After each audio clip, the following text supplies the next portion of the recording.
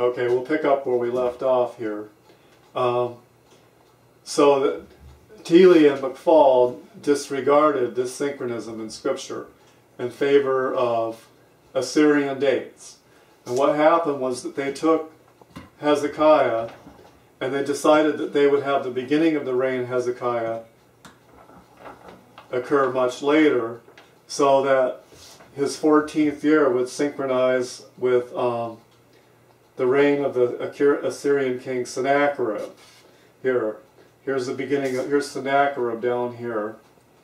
Okay, and here's the beginning of his reign, about 704 or so. Okay, so they readjusted Hezekiah's reign, and then they built in some unwarranted co-regencies between Hezekiah and Manasseh and later kings in order to make it come out correctly at the time of the Babylonian chronology. Also, these 20th century chronologers, after Cooper and Yancey, decided that the scriptural statements about King Uzziah beginning his reign in the 27th year of Jeroboam II, and that called for a what we call an interregnum. They actually dismissed these scriptural synchronisms and tried to create co-regencies that are never mentioned in scriptures in order to shorten the biblical chronology so that it agreed with Assyrian chronology. Okay, and the key point in Assyrian chronology comes here with Jehu. Jehu, there's a bull inscription. Okay, the 18th year, Jehu sent tribute to the king of Assyria. All right, and then also there's the battle of between Ahab and the Assyrians in the 6th year, in which Ahab was killed. Okay, he disguised himself, and then he was killed by a lucky shot. Or actually it was a divinely foreordained shot, but as far as from man's point of view, it was a lucky shot. Okay, so we have this synchronism with the king of Assyria. But following the biblical chronology requires us to have a 51-year gap in the Assyrian records. At the time of, this gap corresponds roughly to the time of Jonah's preaching to Nineveh.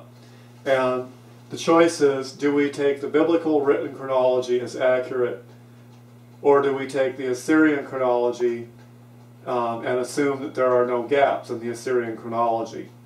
And obviously the scripture meant to preserve the numbers. The Assyrian chronology has to be what is corrupt here, because accepting the Assyrian chronology shortens everything, and then the Sabbatical and the Jubilee periods don't work out.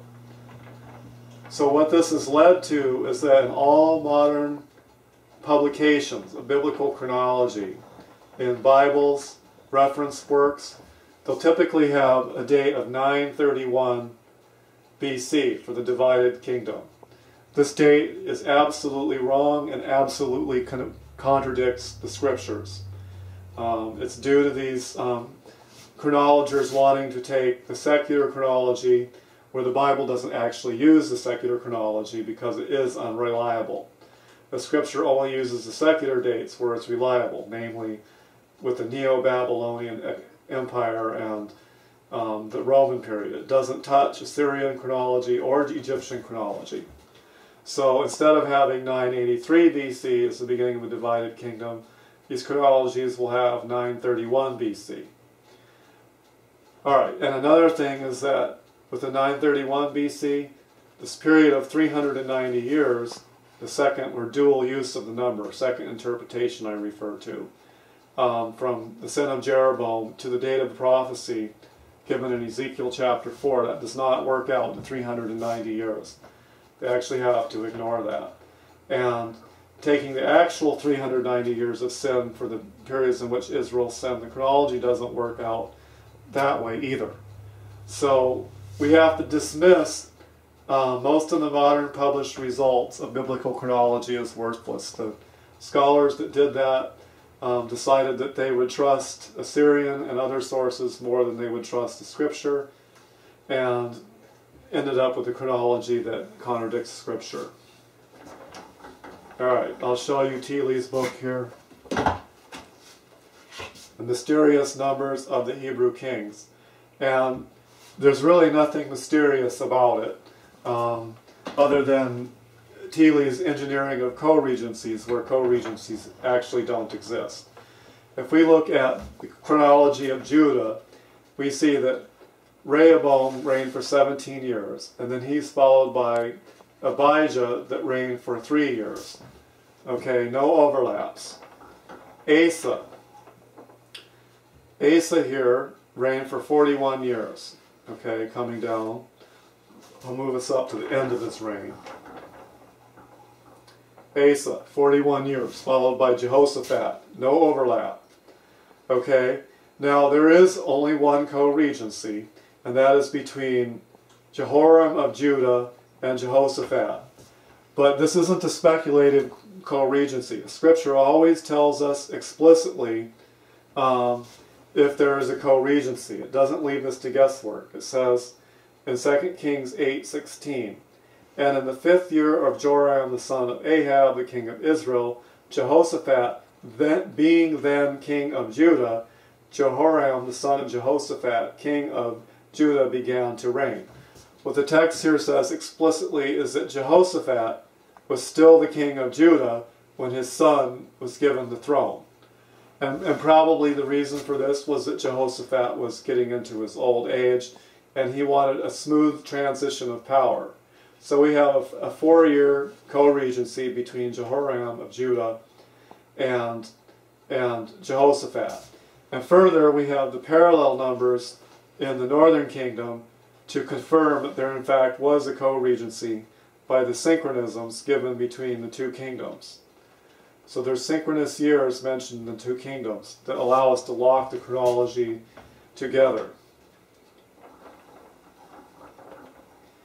Now, in some cases, there is a co-regency, but when the scripture gives, like in this case of Jehoash, okay, reigning in the 37th year of Joash of Judah. I'll go back up here a little bit. Joash of Judah is this blue column. Okay, his 37th year, Jehoash of the northern kingdom began his reign. But the co-regency years aren't actually numbered. The numbering actually starts after the end of the king before, and the sum total will actually fit in between the reign of the king before and after. So there's no overlapping in the numbering. There are several cases of that.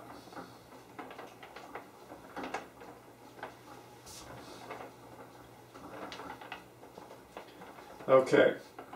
Now we want to come down here, now that we've addressed the Assyrian chronology problem and the validity of secular dates when the scripture actually deigns to use scripture dates, we can discuss this Jubilee year that comes in the 15th and 16th year of the reign of King Hezekiah. It says in Isaiah 37:30, "And this shall be a sign unto thee, ye shall eat this year such as groweth of itself, and the 2nd year that which springeth of the same. And the 3rd year sow ye and reap, and plant vineyards, and eat the fruit thereof." Okay, this passage directly alludes to the Sabbatical and Jubilee year legislation. And it's the scripture's way of telling us that these 2 years were Sabbatical and Jubilee year. Now, there's a parallel passage in the book of Kings that gives us the date of when they're told to do this. Isaiah 36:1, "Now in the 14th year of King Hezekiah did Sennacherib, king of Assyria, come up against the fenced cities of Judah and took them." So here's the 14th year of Hezekiah. Okay, and then the messenger of Yahweh came and slew the Assyrian army, not Sennacherib, but whatever general he set up to the city. He slew 185,000 of them. And then they had ravaged the land, and so the prophet told them that they would eat what grew of itself in that year, and then in the next year, which is the Jubilee, and then they could sow and plant in the third year, which would be the first year that, according to Torah, it would be legal to sow and to plant. Okay, and when we have to repair the problem with when we trust the biblical chronology and not the Assyrian chronology, we find that this sabbatical and Jubilee year actually synchronizes with the sabbatical and Jubilee years that come before in the chronology.